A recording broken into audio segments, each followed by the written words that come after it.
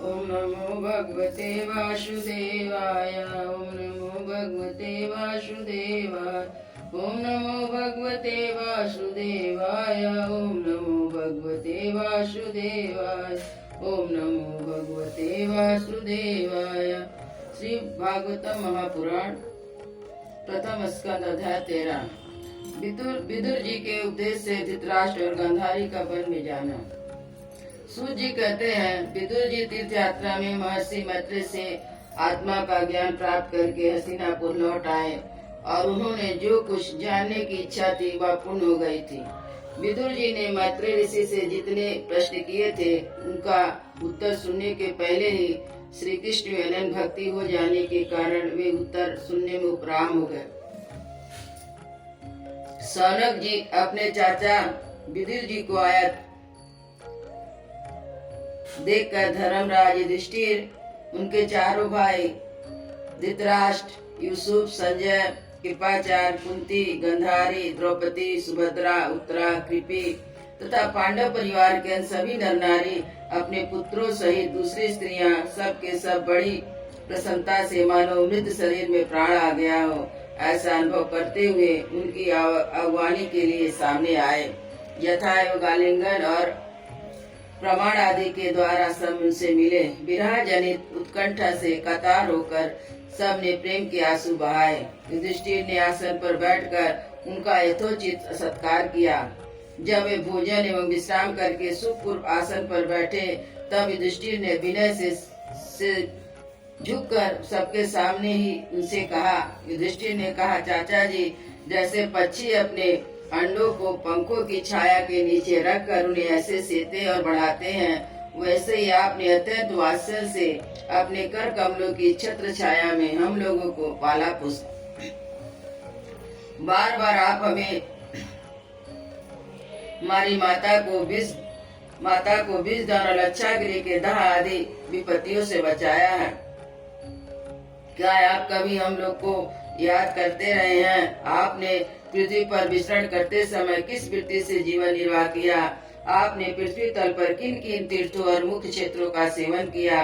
प्रभु, आप जैसे भगवान के प्यारे भक्त स्वयं ही तीर्थ रूप स्वरूप होते हैं। आप लोग अपने हृदय में विराजमान भगवान के द्वारा तीर्थों को भी महातीर्थ बनाते हुए विचरण करते हैं। चाचा जी, आप तीर्थ यात्रा करते हुए द्वारका भी अवश्य गए होंगे। वहाँ हमारे सूर्यदेव भाई बंधु यादव लोग, जिनके एकमात्र आराध्य कृष्ण हैं, अपनी नगरी में सुख तो है न, सुख से है न।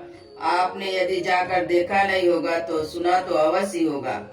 युधिष्ठिर के इस प्रकार पूछने पर विदुर जी ने तीर्थों और यदुवंशों के संबंध में जो कुछ देखा सुना अनुभव किया था सब क्रम से बतला दिया। केवल यदुवंश के विनाश की बात नहीं कही।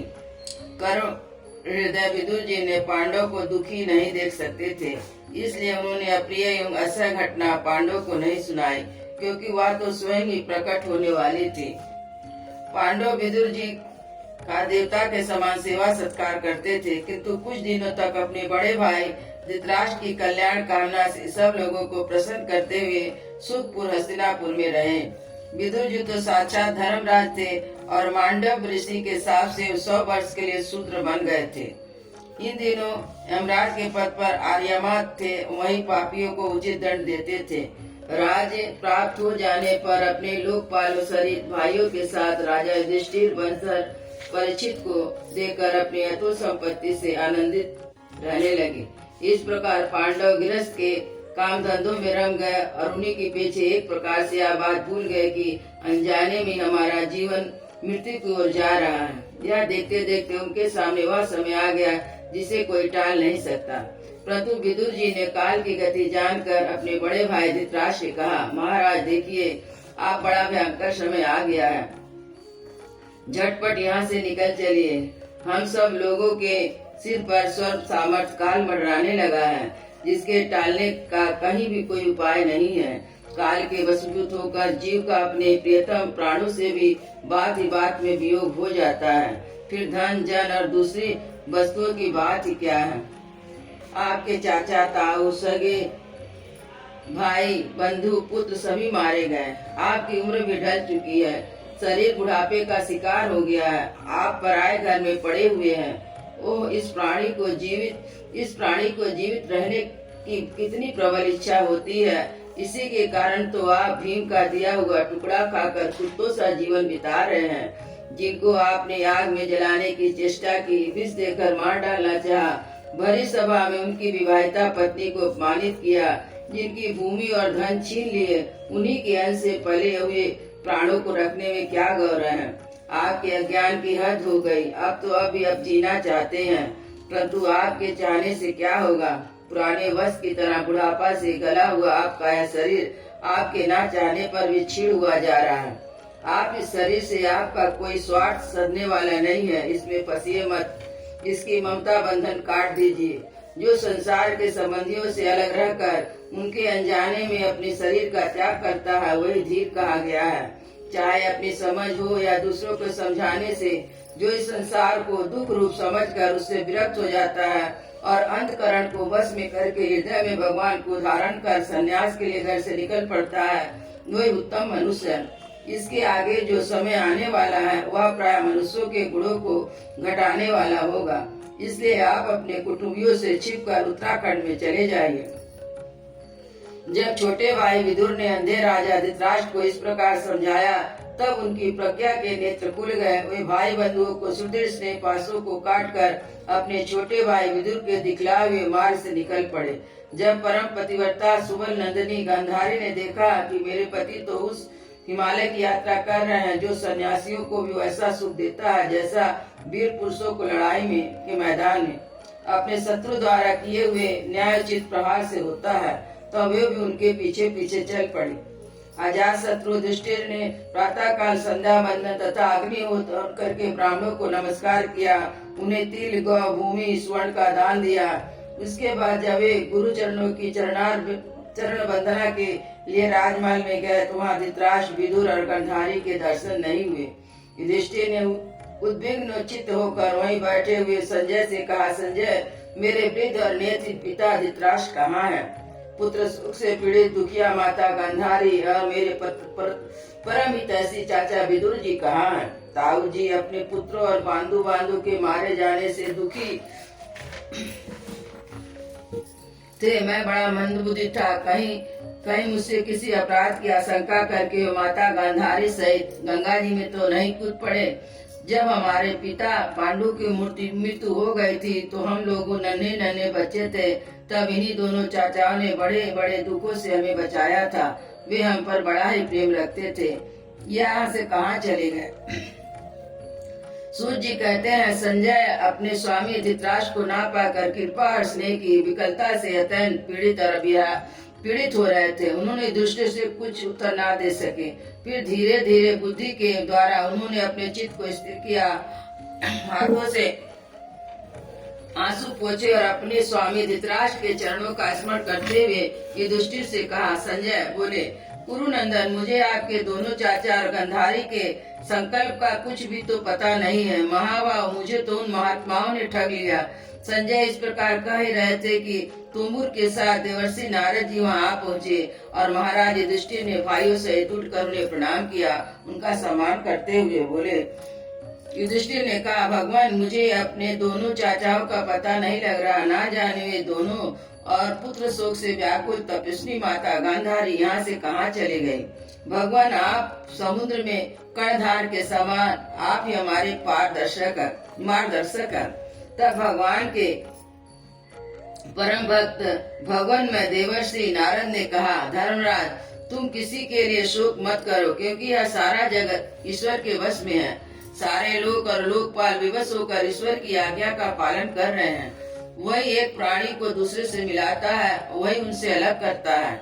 जैसे बैल बड़ी रस्सी में बंधे और छोटी रस्सी से नथे रहकर भी अपने स्वामी का ही भार ढोते हैं, उसी प्रकार मनुष्य भी वर्ण आश्रम आदि अनेक प्रकार के नामों से वेद रूप रस्सी में बंधकर ईश्वर की आज्ञा का अनुसरण करते हैं। जैसे संसार में खिलाड़ी की इच्छा से ही खिलौने का संयोग और वियोग होता है, वैसे ही भगवान की इच्छा से ही मनुष्य का मिलना बिछुड़ना होता है। तुम लोगों की जीव रूपी से नित्य मानो या देह रूपी से अनित अथवा जड़ रूप से अनित, चेतन रूप से नित्य अथवा शुद्ध ब्रह्म रूप से नित्य अनित्य कुछ भी ना मानो। किसी भी अवस्था में मोहजन आसक्ति के अतिरिक्त वे शोक करने के योग नहीं है। इसलिए धर्मराज, वे दीन दुखी चाचा चाची असहाय अवस्था में मेरे बिना कैसे रहेंगे? इस अज्ञान जन मन की विकलता को छोड़ दो। वे पंच भौतिक शरीर काल कर्म और गुण के वश में है। अजगर के मुंह में पड़े हुए पुरुष के समान या पराधीन शरीर दूसरों की रक्षा ही क्या कर सकता है? हाथ वाले के बिना हाथ वाले, चार पैर वाले पशुओं के बिना पैर वाले, और उनमें भी बड़े जीवों के छोटे जीवहार है। इस प्रकार एक जीव दूसरे जीव के जीवन का कारण हो रहा है। इन समस्त रूपों में जीवों के बाहर और भीतर वही एक स्वयं प्रकाश भगवान, जो संपूर्ण आत्माओं की आत्मा है, माया के द्वारा अनेक प्रकार से प्रकट हो रहे हैं। तुम केवल उन्हीं को देखो। महाराज, समस्त प्राणियों को जीवन दान देने वाले वे ही भगवान इस समय इस पृथ्वी तल पर देव द्रोहियों का नाश करने के लिए काल रूप से अवतरण हुए हैं। अब देवताओं का कार्य पूरा कर चुके हैं। थोड़ा सा काम और शेष है, उसी के लिए वे रुके हैं। जब तक वे प्रभु यहाँ है तब तक तुम लोग उनकी प्रतीक्षा करते रहो। धर्मराज, हिमालय के दक्षिण भाग जहाँ सप्त ऋषियों की प्रसन्नता के लिए गंगा जी ने अलग अलग 7 धाराओं के रूप में अपने को 7 विभागों में विभक्त कर दिया है, जिसे सप्त स्रोत कहते हैं, वही ऋषियों के आश्रम पर धृतराष्ट्र अपनी पत्नी गांधारी और विदुर के साथ गए हैं। वहाँ वे त्रिकाल संध्या विधि पूर्वक अग्निहोत्र करते हैं। अब उनके चित्त में किसी प्रकार की कामना नहीं है। वे केवल जल पीकर शांत चित्त से निवास करते हैं। आसन जीत कर प्राणों को वश में करके उन्होंने अपनी 6 इंद्रियों को विषयों से लौटा लिया है। भगवान की धारणा से उनके तमोगुण, रजोगुण, सतोगुण के मल नष्ट हो चुके हैं। उन्होंने अहंकार को बुद्धि के साथ जोड़ और उसे क्षेत्रक आत्मा में लीन करके उसे भी महाकाश में घटाकाश के समान सर्वाधिष्ठान ब्रह्म में एक कर दिया है। उन्होंने अपने समस्त इंद्रियों को, मन को रोक कर समस्त विषयों को बाहर से ही लौटा दिया है। माया के गुणों से होने वाले परिणामों को सर्वदा मिटा दिया है। समस्त कर्मों का संन्यास करके इस समय ठूठ की तरह स्थिर होकर बैठे हैं। अतः तुम उनके मार्ग में विघ्न मत बनना। धर्मराज, आज से 5वें दिन में अपने शरीर का त्याग कर देंगे और जलकर भस्म हो जाएंगे।